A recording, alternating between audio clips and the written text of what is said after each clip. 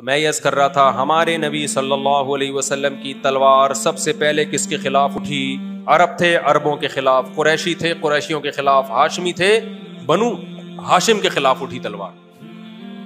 تو قوم پرستی سے بچنے کے طریقے، نمبر 1، اپنی قوم کی تعریف دوسری قوم کے سامنے مت کرو۔ اپنی قوم کے اندر کر لو، اتنا مسئلہ نہیں ہے، دوسری قوم کے سامنے جب کرتا ہے نا تو دوسرے کو ایسا لگتا ہے کہ یہ مجھے نیچا دکھا رہا ہے۔ جیسے آپ کے ابا تھے، ابا کے سامنے آپ نے کہہ دیا ابا وہ جو وسیم کے ابا ہیں بڑے سخی ہیں، ہو سکتا ہے رپورٹ صحیح ہو، لیکن آپ کا ابا سمجھے گا اس کا مطلب میں کیا ہوں، یار میں کیا سخی نہیں ہوں؟ آپ کہیں گے میں نے تو نہیں کہا آپ سخی نہیں ہیں، میں تو کہہ رہا ہوں وسیم کے ابا بہت سخی ہیں۔ ابا کہے گا بیٹا اس میں یہ پیغام چھپا ہوا ہے کہ میں سخی نہیں۔ اب آپ جب کہتے ہو نا فلاں قوم بہادر ہے، فلاں سخی ہے، دوسری قوم سمجھتی ہے ہم شاید بزدل ہیں، ہم کیا ہیں، ہم بزدل ہیں، وہ سمجھتے ہیں، حالانکہ بات ہو سکتا ہے صحیح ہو۔ کسی قوم کے سامنے جب آپ کرو گے تو وہ یہ سمجھے گی کہ یہ میرا مذاق اڑا رہا ہے، اس سے شیطان اس کو موقع دیتا ہے لڑائی کا۔ دوسرا کہے بھائی دوسری قوموں کی تعریف کیا کرو، اس سے کیا ہوگا آپ دیکھنا، جب آپ دوسری قوم کی تعریف کرو گے نا اس کے منہ پہ، یار تمہاری قوم میں یہ خوبی ہے، فوراً پتہ کیا کہے گا، یار ٹھیک ہے ہمارے میں یہ ہے لیکن تم لوگوں میں یہ خوبی ہے، یہ خوبی ہم میں نہیں ہے۔ تو یہ اچھا لگتا ہے اپنے، وہ میں شعر پڑھ رہا تھا نا، وہ کیا ہے یار، ہم کو دیکھ کے شرماؤ تو شرمانے کی داد بھی دیں، آئینے میں دیکھ کے خود کو شرمانے سے کیا ہوگا۔ آپ کی محبوبہ کی آپ تعریف کرو اور وہ شرمانے لگے، اچھا لگتا ہے۔ وہ خود ہی کوئی تو ہی تعریف نہیں کر رہا اس کی، خود شیشے میں دیکھ کے کہہ رہی ہے ماں کتنی اچھی لگ رہی ہوں، پھر خود ہی شرمانا شروع کر دے گا۔ تو لوگ کہیں گے ابے کوئی اور تعریف کرے نا پھر تجھے شرم آئے، تم اچھا لگتا ہے۔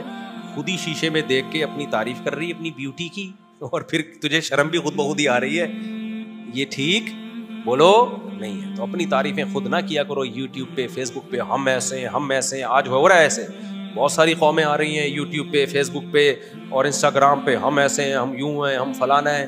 یہ اچھے لوگ نہیں ہیں میرے بھائی، یہ قوم پرستی کی طرف تمہیں دھکیلیں گے اور بالآخر تمہیں جہنم کا ایندھن بنائیں گے۔ اللہ صرف کلمے کو اور اعمال کو مانتا ہے، ہم اللہ کے بندے پہلے ہیں، باقی قوموں میں بعد میں، ہم لوگ سب سے پہلے ہم کس کے بندے ہیں؟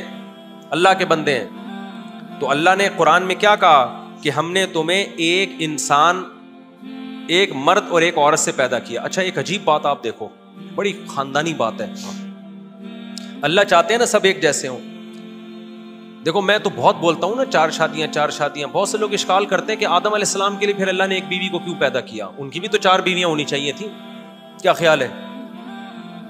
اس میں حکمت تھی، وہ حکمت یہ تھی کہ ساری دنیا کے سارے انسانوں کی ماں بھی ایک ہو اور باپ بھی ایک ہو، اس لیے اللہ نے ان کے لیے ایک بیوی پیدا کی کہ بعد میں ٹھیک ہے سوتیلے سگے ہوں گے لیکن ان سب کا نسب جا کے ایک ماں پہ ملتا ہو۔ اگر آدم علیہ السلام کی 4 بیویاں ہوتی تو ہم کہتے یار میں تو آدم علیہ السلام کی فلاں بیوی کی اولاد میں ہوں اور امریکہ والے وہ دوسری بیوی کی اولاد میں ہیں، لہذا ہمارا رشتہ امریکہ والوں کے ساتھ نہیں ہے، ہمارا تو ان کے ساتھ۔ اللہ میاں نے یہ سیٹ اپ ہی ختم کر دیا، بولا بھائی تم بعد میں جس کی اولاد ہے ہو، لیکن سب کا سلسلہ جا کے جیسے ایک باپ پہ ملتا ہے ایک ماں پہ بھی ملتا ہے، ماں بھی ایک ہے سب کی، باپ بھی ایک ہے۔ کھوپڑی شریف میں آ رہی ہے بات کہ نہیں آ رہی ہے؟ یہ ایک منکر حدیث نے مجھ پر اشکال کیا تھا، اس نے کہا اگر یہ 4 شادیاں اتنی ہیں نا، اگر یہ فطرت ہے تو آدم علیہ السلام کے لیے اللہ 4 بیویوں کو پیدا کرتا، کیونکہ فطرت کا خیال تو اللہ نے اس وقت بھی کرنا ہے نا۔ تو میں نے کہا اس میں یہ حکمت تھی بھائی، اللہ نہیں چاہتے تھے یہ لوگوں میں سوتیلا پن ہو، بعد میں تو وہ تو لازمی ہوگا نا، لیکن شروع میں سارے جا کے ایک باپ سب کی تو ماں بھی سب کی ایک ہی ہو، تاکہ لوگوں میں پھر یہ فخر نہ کر سکیں۔ تو کالے ہوں گورے ہوں، اونچے قد ہے چھوٹا قد ہے، سب جا کے ایک ہی اماں۔ قیامت کے دن سارے اپنی اماں سے ہم ملیں گے کہ نہیں ملیں گے؟ حضرت حوا سے، اور سب آدم علیہ السلام سے ملیں گے جا کے۔ تو آدم علیہ السلام کتنا خوش ہوں گے، اور اگر آدم علیہ السلام لڑتا ہوا دیکھیں گے یہ پنجابی ہے، یہ پٹھان کو مار رہا ہے، وہ پٹھان مہاجر کو مار رہا ہے، مہاجر پٹھان کو مار رہا ہے، وہ سندھی کو مار رہا ہے، تو آدم علیہ السلام کو بھی غصہ آئے گا، ہماری اماں کو بھی غصہ آئے گا، اور جس نے ہمیں بنایا ہے سب سے زیادہ غضبناک وہ ہوگا۔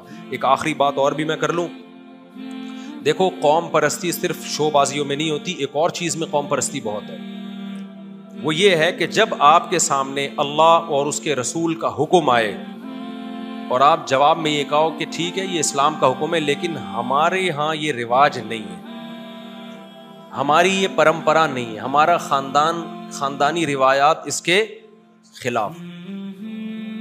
میں کسی گاؤں میں گیا, میں نے وہاں بیان کیا کہ لڑکیوں کو وراثت دو بھائی, باپ جب مر جائے نا تو بیٹی کا حصہ ہے وراثت میں, اسے معاف نہ کروایا کرو, بہت بڑا ظلم ہے یہ.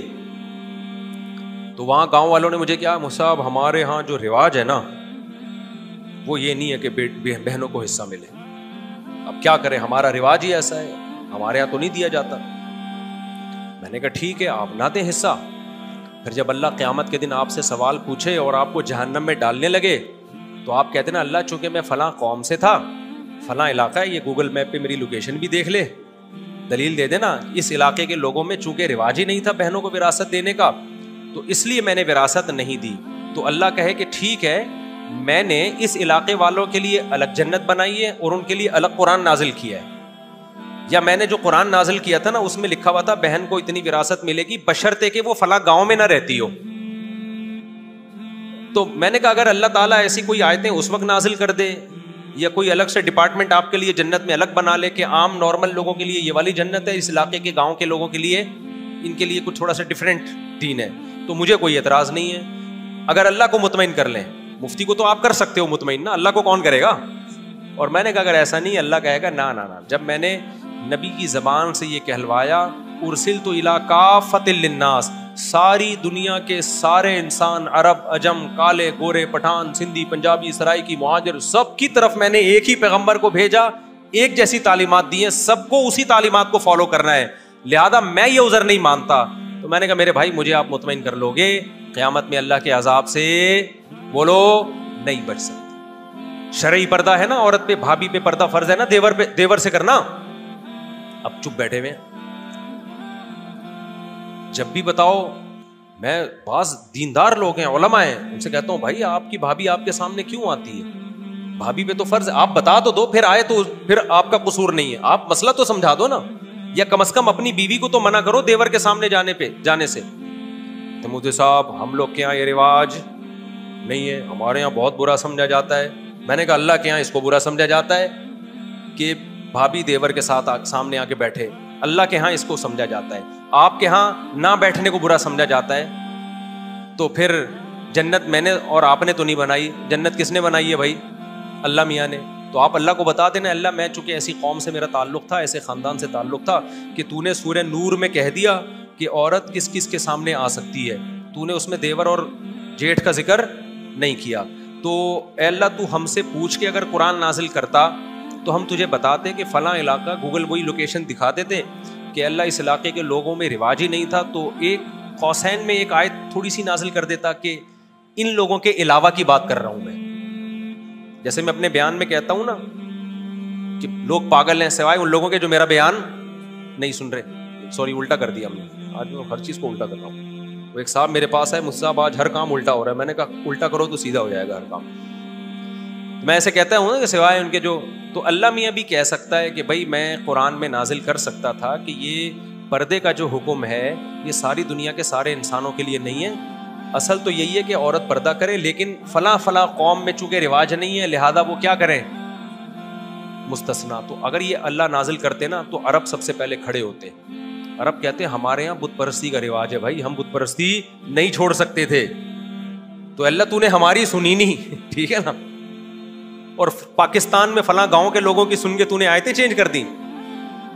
تو اللہ میرے بھائی بت پرستوں کی نہیں سنتا, جو باپ دادا سے آج ماشاءاللہ وہ ہندو مسلمان ہوئے ہیں نا, اللہ ان کی آج عصر کے بعد آئے. پہلے میں نے ان کو بلایا تھا مغرب کے میں آ جائیں, لیکن پھر میں نے کہا زندگی موت کا بھروسہ نہیں ہے, جتنا جلدی ہو اتنا اچھا ہے, ایک سیکنڈ بھی تاخیر نہ کرو بھائی اس کام میں. تو ان سے بت پرستی سے توبہ کروائی ہم نے, بھائی بتوں کی عبادت نہیں. اب یہ بیچارے کتنی ٹینشن میں کہہ رہے ہیں یار میں اناؤنس کیسے کروں گھر جا کے, اللہ ان کو استقامت دے. میں نے تو کہا بھائی اگر کوئی خطرہ ہے جان وان کا تو ابھی اناؤنس ویڈیو نہ لیں کی, ٹھیک ہے نا, وہ بیچارے نہیں وہ اس کو پھیلانا چاہتے ہیں نا, بڑے مسائل ہوتے ہیں. دنیا ویسے بڑی براڈ مائنڈڈ بنتی ہے, آزادی آزادی آزادی وازادی کہیں نہیں ہے. تو کتنا مشکل ہے بت پرستی کو چھوڑنا. یہ کہہ رہے ہمارے صدیوں سے باپ دادا ہندو ہیں, بتوں کی عبادت کرتے آ رہے ہیں. لیکن ایک بندے نے چھوڑا نا اپنے کلچر کو, اپنے مذہب کو, تو ایک بندہ اپنا پورا مذہب چھوڑ کے یو ٹرن لے رہا ہے. یہ مجھے کہنے لگے اگر میں اسلام قبول نہیں کرتا تو کیا ہے. آپ اور بھی کچھ لوگ بیٹھے ہوئے تھے نا, میں نے کہا بھائی کچھ اللہ کہتا ہے کہ جہنم کی آگ ہے, میں نہیں کہتا. کون کہہ رہا ہے؟ جس خدا نے قرآن نازل کیا, ان الدین عند اللہ الاسلام. اللہ کہتے ہیں میں اسلام کے علاوہ کسی چیز کو ایکسیپٹ نہیں کروں گا. اب آپ کو اللہ کی بات پہ یا قرآن پہ یقین آتا ہے تو مان لو, نہیں آتا ہے تو بھائی جہاں بہت سارے ہندو اور ہیں آپ بھی ایک ہندو ہو. مرنے کے بعد کیا ہوگا ہمیں تو اللہ رسول نے بتایا ہے کہ اللہ نے کافر کے لیے آگ رکھی ہے, ہمیں تو یقین ہے, اس لیے ہم اسلام کو الحمدللہ نہیں چھوڑتے, کسی قیمت پہ نہیں چھوڑتے, اور انشاءاللہ نہیں چھوڑیں گے. اللہ ہمیں استقامت دے. آپ کو یقین ہے تو مان لو بھائی, نہیں ہے تو پھر انہی بتوں کی عبادت کرتے رہو, انہی پتھروں کو اپنے ہاتھ سے بناؤ اور انہی کے سامنے جھکو, یہ کہہ کے کہ میرے باپ دادا بھی یہ کام کیا کرتے, اگر آپ کو اطمینان ہے. لیکن اللہ کا شکر ہے اللہ نے ان کو سمجھ دی, عقل دی. کہتے میں تو بہت عرصے سے اسلام پہ تحقیق کر رہا ہوں, بیانات بھی سنتے تھے, مولانا طارق صاحب کو بہت سنا انہوں نے, تو یو ٹرن لے لیا نا الحمدللہ. تو میرے بھائی جب ایک آدمی پورا کلچر اللہ اس کو چھوڑنے پر مجبور کر رہے ہیں, تو ایک عورت سے جیٹھ اور دیور سے پردہ کرتے ہوئے اس کو موت کیوں آ رہی ہے؟ اس کا یہ عذر اللہ مان لے گا کہ ہمارا کلچر نہیں تھا؟ یہ تھوڑی مانے گا. کل کسی خاتون نے مسئلہ پوچھا, جو مسائل ریکارڈ کرواتا ہوں, کہ میری بہن کے رشتے کے لیے لوگ آئے. اب دیکھو ہو کیا رہا ہے مارکیٹ میں, تو میری والدہ نے مجھے کہا تیری بہن کے رشتے کے لیے لوگ آئے ہوئے ہیں, تو جا کے ان کے سامنے چائے رکھ دے. اس نے منہ پہ پردہ ڈالا اور چائے رکھ دی. ماں باپ نے غصہ کیا کہ نقاب کیوں لیا. وہ لوگ سمجھیں گے مذہبی گھرانہ ہے, ہماری بچی کا رشتہ ٹوٹ جائے گا. تو لڑکی مجھ سے پوچھ رہی ہے, انڈیا سے تھی شاید کوئی, مجھ سے پوچھ رہی ہے کہ کیا ماں باپ ڈپریشن میں جا رہے ہیں اور غصہ کر رہے ہیں, ان کو تکلیف سے بچانے کے لیے میں چہرہ کھول سکتی ہوں؟ کیا ہو رہا ہے یار مسلمان ماں باپ کو. تم نے تو خوش, اول تو تم اپنی لڑکی کو کیوں, وہ اس کے کیا لگتے ہیں جو ان کے سامنے چائے لے کے جا رہی ہے. یہ خواتین ہوتی ہیں تو ایک الگ بات ہے, ان کے تو مرد بھی آئے ہیں. ایک تو میری یہ سمجھ میں نہیں آتا, یہ رشتہ لینے باپ جا رہا ہے سمجھ میں آ رہا ہے, باقی کیا لگتا ہے یہ کیوں جا رہا ہے وہاں پہ. ہر کام غیرت کے خلاف ہماری سوسائٹی میں ہو رہا ہے. تو جو لڑکا جائے وہ دیکھ لے, سمجھ میں آتا ہے نا, اس کے دوست بھی آ رہے ہوتے ہیں, اس کے کزن بھی آ رہے ہوتے ہیں. ابھی کچھ غیرت اور شرم بھی کوئی چیز ہوتی ہے یار. اپنی بیوی تو ان کو کیوں دکھا رہا ہے بھائی تو. اب کیا مسئلہ ہے, میں نے ان سے کہا کہ بھائی, کہہ رہی میرے ابا ڈپریشن میں جا رہے ہیں, ہارٹ پیشنٹ ہے. میں نے کہا جانے دو, یہ ڈپریشن بنائی ہوئی ہے, یہ اللہ کی طرف سے نہیں ہے, یہ تو غیرت کے خلاف ہے بھائی. تو ماں باپ کے حقوق کی بھی ایک لمٹ ہے. یہ نہیں ہے کہ بہن کا رشتہ ہے اور چائے لینے کے لیے آپ کو پہنچانے کے لیے آپ کو بھیجا جا رہا ہے اور آپ کو کہا جا رہا ہے چہرہ کھول کے بیٹھو, گپ شپ لگاؤ ان سے جا کے, تاکہ ان کو یہ پتا چلے کہ ہم بڑے براڈ مائنڈیڈ قسم کے لوگ ہیں, لبرل لوگ ہیں. تو میں نے اس کا کہا آپ کے لیے جائز نہیں ہے, جوان لڑکی پر تو چہرہ چھپانا فرض ہے. اس نے کہا ہاں دیکھو بڑے آج کل علم بھی بہت ہو جاتا ہے. کہتے میرے ماں باپ کہہ رہے ہیں چہرے کا پردہ اختلافی مسئلہ ہے. جب اپنا مطلب ہوتا ہے نا تو امام شافعی کیا کہتے ہیں, امام حنیفہ کیا کہتے ہیں, وہ فلاں فلاں کا سارے اختلافات. میں نے کہا ان سے کہو ابا اختلافی ہے, لیکن جب فتنے کا خوف ہو تو سب کے نزدیک کیا چہرہ چھپانا فرض ہے. ایک بات. دوسری بات یہ کہ اگر مان لیا اختلاف کی وجہ سے گنجائش بھی ہے, تو جو عورت پردہ کرنا چاہتی ہو, چہرہ چھپانا چاہتی ہے, اس سے زبردستی چہرہ کھلوانا یہ سب کے نزدیک حرام ہے. اس میں کسی کا بھی اختلاف. اگر کسی امام کا قول یہ ہے بھی نا کہ چہرہ چھپانا فرض نہیں ہے, تو اگر کوئی عورت چھپانا چاہے تو اس امام نے یہ نہیں کہا کہ اس کا چہرہ کھولنا فرض ہے. افضل تو سب کے نزدیک یہی ہے کہ جوان عورت کیا کرے گی, چہرہ چھپائے. اس کی مثال ایسے ہے جیسے مغرب کے بعد 2 سنتیں پڑھی جاتی ہیں نا, موقع ہیں, اس کے بعد 2 نفل غریبی ہے, پڑھو یا نہیں پڑھو. لیکن اگر کوئی پڑھنا چاہ رہا ہو تو اس کو روکنا جائز ہے. اب کوئی روک رہا ہے نہیں پڑھ تو, آپ کہو کہ یار یہ میں تو پڑھوں گا, وہ کہے فرض تھوڑی ہے, چھوڑ, کہے فرض نہیں ہے نفل تو ہے نا, تم مجھے کیوں مستحب کام سے روک رہے ہو. یہ کوئی شرعی دلیل نہیں ہے. تو وہ لڑکی خود ہوتی تو چلو اس کی بہنوں نے دیکھنا ہے, ٹھیک ہے جی, یا ہونے والے یا ہوتے ہوتے رہ جانے والے شوہر نے دیکھنا ہے تو بھی سمجھ میں آتا ہے. باقی خاندان کیوں دیکھ رہا ہے بھائی آ کے. یہ بڑی بغیرتیاں مارکیٹ میں ہول سیل کے حساب سے چل رہی ہیں. تو پھر میں نے کہا کہ دیکھو جیسے یہ بیچارہ ہندو جو مسلمان ہوا ہے نا, میں نے کہا بھائی ڈٹ جاؤ, یہ تو خود اپنی مرضی سے ہوا ہے بھائی. لیکن استقامت پہ قائم رکھنے کی ترغیب دینا تو ہمارا فرض ہے نا. میں نے کہا دیکھو کیسا اللہ نے اسلام کا وہ بنایا ہے. دنیا کی کسی قوم میں اتنی مذہبی آزادی نہیں ہے کہ جو چاہے جب چاہے آ کے اسلام میں داخل ہو جائے, اور اسلام پھر سب کو ایک نظر سے دیکھتا ہے. پہلی صف میں کوئی آج ہندو مسلمان ہوا, امام کے پیچھے پہلی صف میں کھڑا ہو سکتا ہے کہ نہیں ہو سکتا ہے بھائی؟ آپ کو پتا ہے دوسروں کی عبادت گاہوں میں ایسا نہیں ہوتا. فرق ہے جب کوئی اسلام بھائی پہلی صف. حرم میں ہم جاتے ہیں نا, بالکل بیت اللہ کے ساتھ ہو گیا. میں نے وہاں بیت اللہ میں دیکھا ہے, بیت اللہ کے غلاف کو پکڑنے والے لوگ رکشا ڈرائیور بھی ہوتے ہیں. اف, جو بیت اللہ کا دروازہ ہے نا, دروازہ ملتزم جسے کہا جاتا ہے, یہ بیت اللہ کی سب سے پیاری جگہ ہے. جب بھی عمرے پہ جاؤ نا تو یہاں ضرور جایا کرو. یہ ایسے ہے, نبی صلی اللہ علیہ وسلم کی سنت ہے. یہ جو بیت اللہ کا دروازہ نہیں بنا ہوا جہاں پہ, اس کی جو رائٹ سائڈ ہے سیدھے ہاتھ والا حصہ, یہ کہلاتا ہے ملتزم. یہ حصہ کیا کہلاتا ہے؟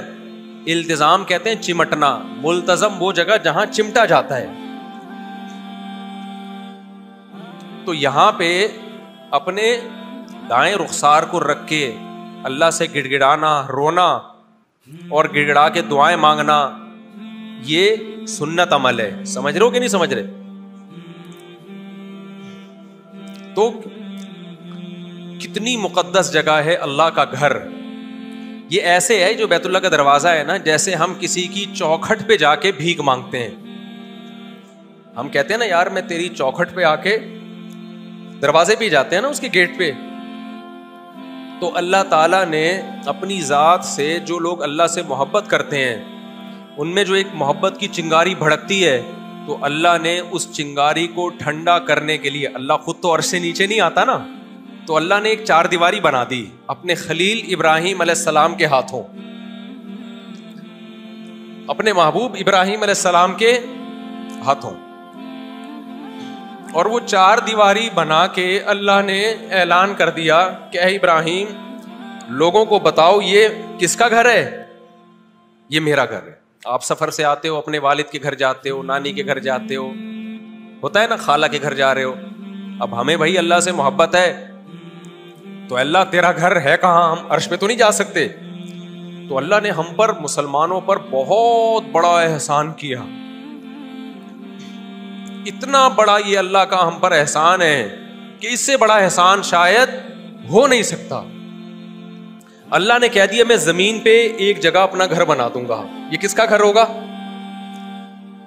یہ میرا گھر ہوگا.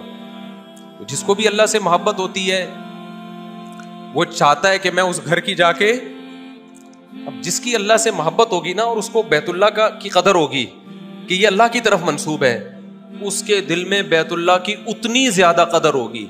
اور اگر کوئی خشک دماغ کا, خشک دل کا آدمی ہے جس کے دل میں اللہ کی محبت نہیں ہے, وہ بیت اللہ کو عام دیواروں اینٹوں کی طرح کی ایک چھوٹی سی عمارت سمجھے گا اور اس کے گرد طواف لگانے کو, ایک طواف کرنے کو ایک مذہبی رسم سمجھے گا, اور ملتزم پہ جا کے رخسار رکھنے کو ایک مذہبی فریضہ سمجھے گا. اس سے زیادہ اس کو نہ حج کا مزہ آئے گا اور نہ بولو عمرے کا مزہ آئے گا.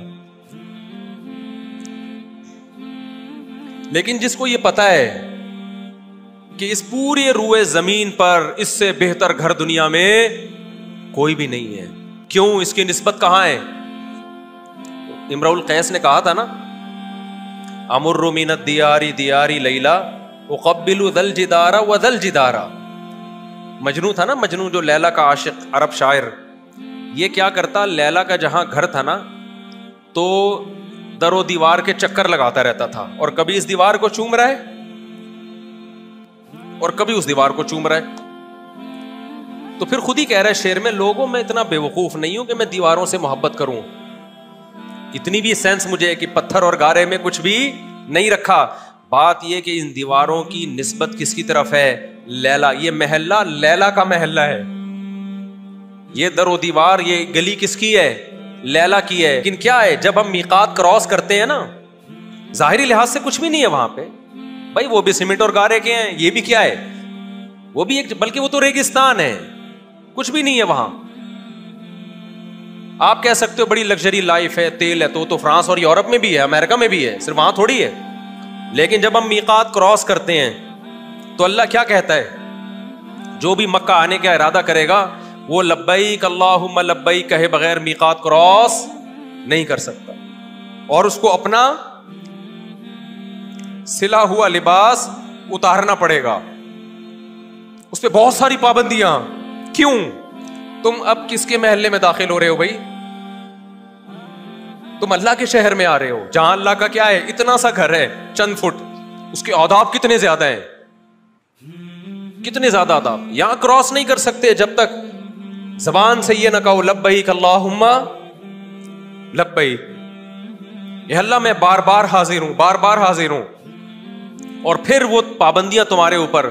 اس کے بعد جب تک اللہ کے گھر کے ساتھ چکر نہیں لگاؤ گے اس وقت تک احرام کی پابندیوں سے نکل نہیں سکتے. یہ کس کے شہر کے آداب ہیں بھائی؟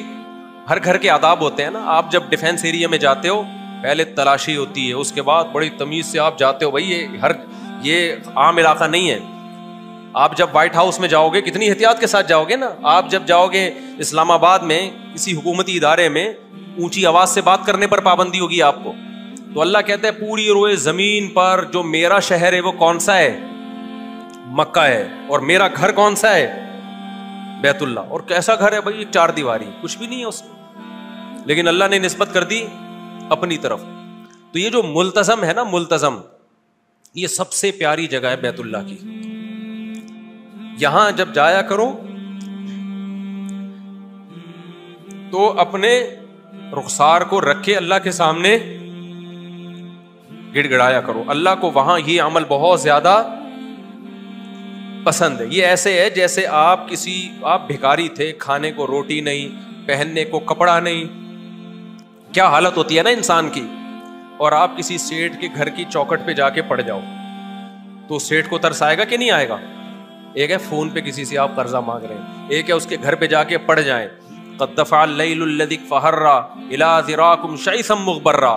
ایک شاعر نے کہا نا, بھیک مانگنے کے لیے گیا کسی سیٹ کے گھر پہ, تو رات تھی, بارش بھی ہو رہی تھی, سردی بھی بہت تھی. اس نے جا کے یہ شعر پڑھا کہ تاریک رات نے ایک کمزور اور بدحال کو تیرے گھر کی چوکھٹ پہ لا کے ڈال دیا ہے. تو وہاں بھی بیت اللہ کے دروازے پہ نا دیوار سے چمٹ کے اللہ سے اسی طرح سے مانگا کرو. تو آج سیلفیوں پہ زور ہے بس بیت اللہ میں. میں نے دیکھا ریکارڈ رہے ہمارا کہ ہم بھی دیکھ کے آئے. طواف کرتے ہوئے بھی لوگ سیلفی, بھائی تم لو سیلفی, ہم منع نہیں کر رہے, بعد میں کر لو یہ کام, پہلے عبادت تو کر لو صحیح طریقے سے. عبادت تو کر لو بھائی پہلے صحیح طریقے. کس مقام پہ تم پہنچے ہوئے ہو؟ تمہیں تو اللہ نے اپنی چوکھٹ پہ لا کے ڈال دیا ہے. کتنا بڑا احسان ہے. وہاں رکشے والا بھی جائے گا, ٹماٹر والا بھی. وہاں صرف یہ نہیں کہ سعودی عرب کے رائل فیملی کے کسی فرد کو تو جانے کی اجازت ہے, نا نا نا نا نا. اگر ایسا ہوتا تو ہم جا سکتے کیا خیال ہے بھائی؟ تو یہ اسلام کا حسن ہے کہ اس روئے زمین پر, اس کائنات پہ جو سب سے بہترین اور معظم جگہ تھی, اللہ نے وہاں کے لیے کوئی لائسنس نہیں رکھا کہ جو اس ڈگری کے ہوں گے, 17 گریڈ یا اس سے اوپر کے ہوں گے, یا فلاں قوم کے ہوں گے, جو عربی ہے وہ تو آ سکتا ہے, اجمی نہیں آ سکتا, پٹھان آ سکتا ہے, پنجابی نہیں آ سکتا, پنجابی آ سکتا ہے, مہاجر نہیں آ سکتا. کوئی شرط اللہ کے ہاں ایسی نہیں. اللہ نے ایک شرط لگائی ہے, کوئی مشرک جزیرہ عرب میں داخل نہیں ہوگا. یہاں وہ آئے گا جو صرف مجھے خدا مانتا ہے, تبھی وہاں جزیرہ عرب میں کوئی مشرک نہیں جا سکتا.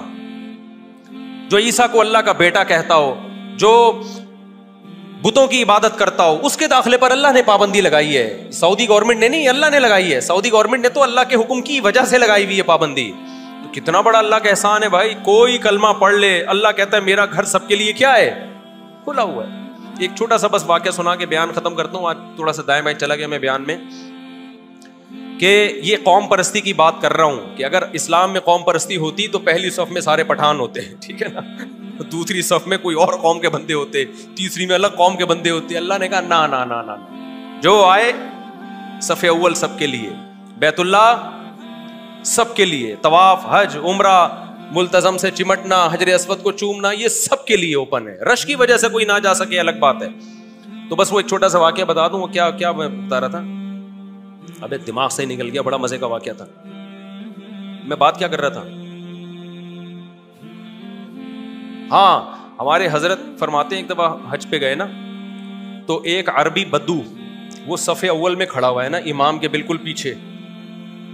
کوئی شرطا آیا, رائل فیملی کا کوئی بندہ آ رہا تھا, اس کے بیچارے کے مسئلے تھے سیکیورٹی کے. سیکیورٹی کی وجہ سے اس کو وہاں کھڑا کرنا تھا. بعض دفعہ سیکیورٹی کی وجہ سے ہوتا ہے ایسے نا کہ بھائی کوئی مشکوک آدمی نہ آئے. تو شرطوں نے اس بدو سے بولا تو پیچھے چلا جا, ادھر چلا جا, یہاں وہ بادشاہ سلامت آ رہے ہیں, یا کوئی بھی بادشاہ کا نہ آئے. وہ سیکیورٹی کی وجہ سے کر رہے تھے اور کوئی وجہ نہیں تھی.